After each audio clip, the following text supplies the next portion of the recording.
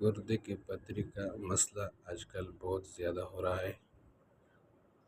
گردے کی پتھری اصل میں نمکیات اور معدنیات جمع ہونے سے بنتی ہے۔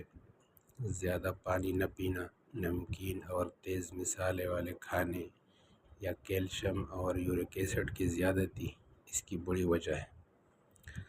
گھریلو علاج میں گردے کی پتھری کا سب سے پہلا علاج زیادہ پانی پینا۔ روزانہ 8 سے 10 گلاس پانی پینے سے پتھری چھوٹی ہو تو خود بخود نکل جاتی ہے۔ ناریل کا پانی یا لیموں کا رس اور شہد ملا کر پینا بھی پتھری کے اخراج میں مدد دیتا ہے۔